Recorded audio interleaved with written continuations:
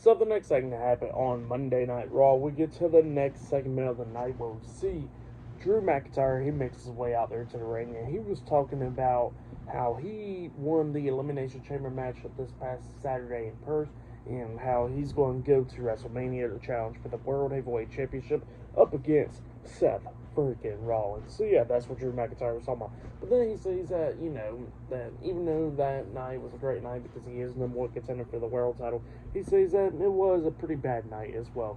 He says that he done busted his eardrum and that, get checked out by the doctors after the show and all that stuff, and that they told him that he is injured and that it was probably a way that he's not going to be able to make it to WrestleMania. And he says that he looked at the doctor and said that he is going to go to WrestleMania and he's going to challenge for the World Heavyweight Championship because he's not CM Punk. So yeah, that's what he says, and it was just great right there. And then he just sits down, Chris Cross applesauce on the mat, and he starts talking about how, that CM Punk is straight edge, but he says that he don't gotta worry. He says that he drunk 2 beers for him after the show and all that to celebrate. So yeah, that's what Drew McIntyre was talking about, and how he says how he's gonna be the one making it to WrestleMania and not Punk. So yeah, that's what Drew McIntyre was talking about. But then he calls out the World Heavyweight Champion Seth Rollins. Seth Rollins comes out, and Drew McIntyre looks at him, and he starts talking to him, talking about how they're going to be facing off at WrestleMania and all that stuff. And he was pretty much telling Seth that he needs to pretty much butt out of the Bloodline business because he knows as well as he does, that the Bloodline is going to do anything to beat him down if he gets involved in the business and all that stuff.